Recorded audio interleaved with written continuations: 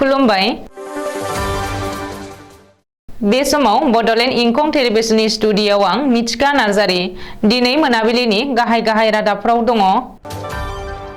हारि दानाया खुगाजों बुंनायजोंल' नङा मावनायजोंसो जाफुङो बुंदों दिपेन बर'। बांलादेशआव थानाय असमियाफोरखौ आसामाव फैनो हांख्रायदों बिस्वजित दैमारिया।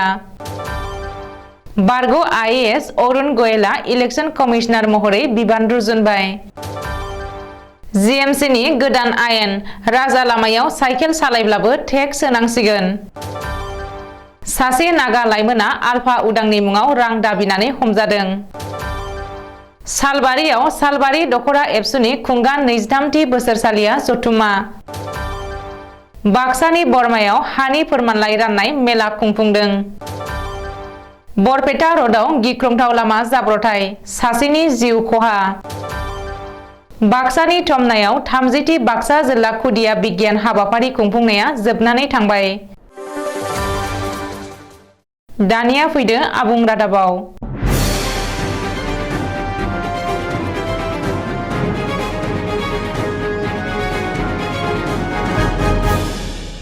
हारि दानाया खुगाजों बुंनायजोंल' नङा मावनायजोंसो जाफुङो। अदालगुरियाव बानजायनाय बाइक रेलियाव बे बाथ्राखौ बुंदों एबसुनि आफादगिरि दिपेन बर'आ। मख'नो गोनांदि मेरु एबसु आरो अदालगुरि जिल्ला एबसुनि बानजायनायाव हारियारि मोनथाय आरो समाजारि थार बिजिरनायनि थाखाय सुबुं सांग्रांथिनि बाइक रेलिखौ साननैनि हाबाफारिजों दिनैनिफ्राय जागायबाय। खैराबारि सिखोना गोजौ फरायसालिनि गेलेग्रा फोथारनिफ्राय जागायबाय मेरु एबसु आरो अदालगुरि जिल्ला एबसुनि बानजायनाय बाइक रेलिखौ। हाबाफारि बायदियै फुंबिलिनि गोथार आरजखौ जागायनानै मटर साइकेल रेलिखौ रिबन हास'नानै आरो फ्लेग अफ खालामनानै होयो मिरु एबसुनि आफादगिरि दिपेन बर'आ। बाइक रेलिखौ बेखेवनाय बिबुंथियाव दिपेन बर'आ गावनि बिबुंथियाव बुङोदि हारिनि सुबुंफोरा फारफ्रोमबो बिथिङावनो सांग्रां जाथारनांसिगोन होननानै। हारि दानाया खुगाजों बुंनायनिख्रुइ मावनायजोंसो जाफुङो। बबेखानि सुबुं सांग्रांथि रेलिजों एबसुआ हारिनि गासैबो थाखोनि सुबुंफोरखौ माहारिबादनिफ्राय जागायनानै सांग्रां जानायखौ लुबैयो होननानै दिपेन बर'आ बुङो। बाइक रेलिखौ लोब्बा लानानै डिमाकुसि दख'रा एबसुनि बेन्दोङाव थानाय बरेंगाजुलि सत्रआव सुबुं सांग्रांथि मेल लायो आरो बे मेलाव दिपेन बर'आ गावनि बेसेनगोसा बिबुंथि लाखियो। मख'नो गोनांदि एबसुनि नोजोर आरो थांखिफोरखौ गुवारै फोरमायथिनानै बर' माहारिनि सुबुंफोरनि मोनथायनि थाखाय सोमावसारनायखौ एबसुआ दाबो नागाराखै होननानै दिपेन बर'आ गावनि बिबुंथियाव रोखायै फोरमायथियो। नोगोरारि सोदांनाय आयेन एबा खाया मावफुंजायोब्ला बांलादेशआव थानाय असमिया सुबुंफोरा आसामाव फैफिनगोन नामा? बियो सोंथि सिखांदों। मानोना आसाम आयेन आफादनि बुंथिगिरि बिस्वजित दैमारिया बांलादेशआव जिउ खांनाय असमिया सुबुंफोरखौ आसामाव फैनो थाखाय उदाङै खावलायदों। बांलादेशनि असमिया सुबुंफोरखौ खानि गेजेरजों आसामाव फैफिननो थाखाय खावलायदों बिस्वजित दैमारिया। मख'नो गोनांदि बिस्वजित दैमारिनि दैदेननायाव आसाम आयेन आफादनि सा 32 एमएलएफोरनि मोनसे थान्दै हान्जाया बे समाव नसुं हादर बांलादेशआव दंहैयो। बिस्वजित दैमारिनि दैदेननायाव बांलादेश दावबायनाय हान्जाया मैया बांलादेशनि गाहाय मन्त्रि शेख हासिनाखौ लोगो हमदोंमोन। बे दावबायनाय समावनो आसाम आयेन आफादनि बुंथिगिरि बिस्वजित दैमारिया बांलादेशआव थानाय असमियाफोरखौ आसामाव फैफिननो थाखाय खावलायदों। रिपर्ट बादिब्ला बे समाव बांलादेशआव गं 500निबो बांसिन असमिया नखरफोर दङ। बांलादेशनि आसाम बस्ति मुंनि जायगायाव जिउ खांनानै दङ असमिया सुबुंफोरा। ओरैहाय बांलादेश सोरखारा असमियाफोरखौ असम होननानैबो गनायथि होदों। बेनि अनगायैबो बांलादेश सोरखारा बिसोरनो सोरखारि बिथांखिनि खाबु आरो मुलाम्फाफोरखौबो होबोदों। बबेखानि बांलादेशआव थानाय बांसिन असमिया सुबुंफोरा गावसोरनि बिमुंखौ असम होननानैनो लिरबोदों होननानै मिथिनो हादों। आजिरा मोननाय बारग' आइएएस अफिसार अरुण गयेला भारतनि बिसायख'थि आय'गनि कमिशनार महरै बिबान रुजुनबाय। अरुण गयेला दिनै भारतनि इलेक्शन कमिशनार महरै बिबान रुजुनबाय। अरुण गयेलखौ भारतनि इलेक्शन कमिशनार महरै थिसननायनि बागै हादरगिरि द्रौपदी मुर्मुआ बिथोनलाइ फोसावनानै मिथिहोदों। मख'नो गोनांदि 1985 मायथाइनि वेस्टनि पान्जाब केडार बारग' आइएएस अफिसार अरुण गयेलखौ थांनाय सनिबारखालि इलेक्शन कमिशनार महरै हादरगिरि मुर्मुआ थिसनदों। बेनि उनाव सिङाव अरुण गयेला दिनै बिबान रुजुनबाय। बेखौबो मख'नो नांगोन दि अरुण गयेला थांनाय शुक्रबारखालिसो हादरनि हेपी इन्डास्ट्रिज बिफाननि सेक्रेटारि मासिनिफ्राय आजिरा लादोंमोन। नोजोरथावना दि सोलिफु बोसोरनि मे दानाव बै समनि इलेक्शन कमिशनार राजीव कुमारा चिफ इलेक्शन कमिशनार महरै बिबान लानायनि उननिफ्रायनो थामथि इलेक्शन कमिशनारनि मासिया लांदां जानानै दंमोन। बारग' IAS officer Arun Goel, chief election commissioner Rajiv Kumar आरो इलेक्शन कमिशनार अनुप चन्द्र पान्डेजों लोगोसे हादरनि बिसायख'थि आय'गनि गुबुन सासे कमिशनार महरै हाबबाय। दानिफ्राय गुवाहाटी नोगोरमानि राजा लामायाव साइकेल सालायोब्लाबो सोरखारनो टेक्स होनांसिगोन। साइकेलजों लोगोसे थेला आवला, रिक्सा आवलाफोराबो सोरखारनो टेक्स होनांगोन। गुवाहाटी नोगोरमानि राजा लामायाव साइकेल, थेला आरो रिक्सा ड्राइभारफोराबो दानिफ्राय आसाम सोरखारनो बोसोरारि टेक्स होनांगोन। बे गोदान आयेनखौ लाबोदों गुवाहाटी मिउनिसिपाल कर्परेसन सुंद'यै जीएमसीआ। जीएमसीनि गोदान आयेन बायदियै गुवाहाटी नोगोरमायाव साइकेल सालायग्राफ्रा रायजो सोरखारनो बोसोराव 10 रां, रिक्सा आवलाफोरा 40 रां टेक्स होनांगोन। बावैसो सान सिगां न'आव जाग्रा जामुंफोरनि सायाव टेक्स फोनांनायनि उनाव साइकेल आरो रिक्सा सालायग्राफोराबो सोरखारनो टेक्स होनांसिगोन। रिपर्ट बादिब्ला राजधानी नोगोरमा गुवाहाटीआव बे गोदान आयेना थाबैनो गोहोम गोग्लैगोन। बबेखानि फिसा फिसा बाहनफोरनि मासुलखौ लाफिननो थाखाय थांखि लादों होननानै जीएमसीनि मासिगिरि एबा गुवाहाटीनि मेयर मृगेन शरणीयाया सुलुङाव फोरमायथिदों। मख'नो गोनां दि बेनि थाखाय गुवाहाटी मिउनिसिपाल कर्परेसनआ गाइडलाइन थियारि खालामगासिनो दङ। बबेखानि जीएमसीनि बे गोदान आयेना गोहोम गोग्लैनायनि उनाव गुवाहाटी नोगोरमायाव मटर रिक्साया बन्द जानो थांगासिनो होननानै सन्देह खालामनाय जादों। चराइदेव जिल्लायाव आलफा उदांनि मुङाव रां दाबिनानै सासे नागा लाइमोन हमजादों। गावखौनो आलफा उदांनि सोद्रोमा होननानै सिनायथि होनानै रां दाबिनानै हमजानाय नागा लाइमोनखौ टिंमन कनायक होननानै सिनायथिनो हादों।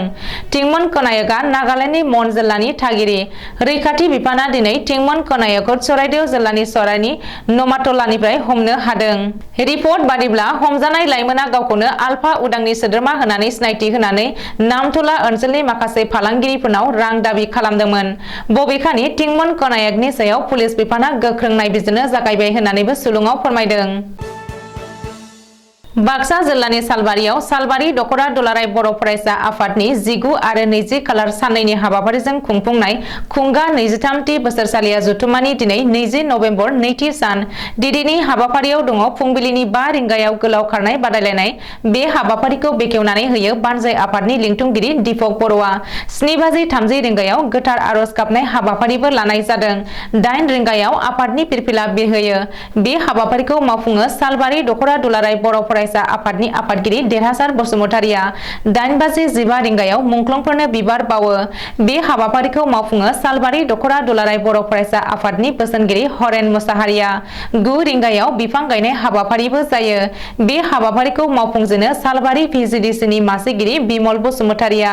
10 रिंगायाव रुंसारि माहिद्रि बाला बसुमतारिनि गोसोखां थुनलाइयारि बादायलायनाय हाबाफारि जायो आरो बेलासिनि 10 रिंगायाव गेवलां मेलनि हाबाफारिबो लानाय जादों। बे हाबाफारियाव मासिगिरि महरै बाहागो लायो सालबारि दख'रा दुलाराय बर' फरायसा आफादनि आफादगिरि देरहासार बसुमतारिया। बेखेवगिरि महरै बाहागो लादों बाक्सा जिल्ला दुलाराय बर' फरायसा आफादनि आफादगिरि उमेश दैमारिया। बराय बिबुंथि महरै बाहागो लादों बानजाय आफादनि मासिगिरि सांगाराम बर'। गेवलां मेलनि हाबाफारियाव खुगा लाइसि गोहोमनि 4थि बिसानखौबो बेखेवनाय जादों। दिनैनि गेवलां मेलनि हाबाफारियाव गाहाय आलासि महरै बाहागो लादों दुलाराय बर' फरायसा आफादनि नेहाथारि आनन्द दैमारिया। बाक्सा जिल्लानि बरमा रेभिनिउ सार्कलआव बिटिसि सरकारा हानि फोरमानलाइ राननाय मेला खुंफुंदों। बे फोरमानलाइ राननाय मेलायाव गिबियै बरमा सार्कलनि सिङाव रायजो जानाय सा 40 सुबुंफोरनो बे हानि फोरमानलाइखौ होनाय जायो। बे फोरमानलाइ मेलायाव बिटिसि सरकारनि गाहाय मावफुं सोद्रोमा प्रमद बर'आ बाहागो लानानै बुङो दि बिटिसिआव हानि जेंनाया गेदेर जेंना जानानै दङमोन, जाय जेंनाखौ सिगाङाव खुंलांनाय सोरखारफ्रा सुस्रांलाङासै।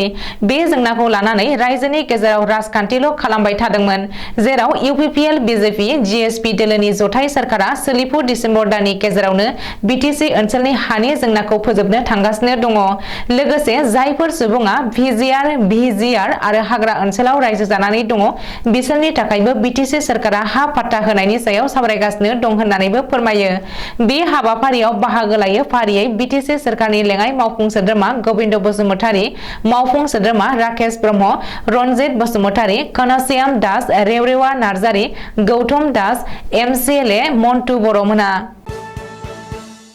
बरपेटा जिल्लानि बरपेटा रड पुलिस थानानि बेन्दोंआव थानाय माहारियारि मानास हाग्रामानिफ्राय बरपेटा रड थांनाय लामानि बाजिगाव फोथारनि लामायाव रबिबारनि मोनाबिलि 6 रिंगासो समाव गंसे बाइक आरो गंसे साखा खबब्रै गारिनि गेजेराव गिख्रंथाव एक्सिडेन्ट जायो। बे जाब्रबथायाव बाइकनि सुबुङा गोब्राबै जोखोम जायो आरो जायगानि सुबुंफोरा हाखु दाखु बरपेटा देहा फाहामसालियाव दैथायहरो।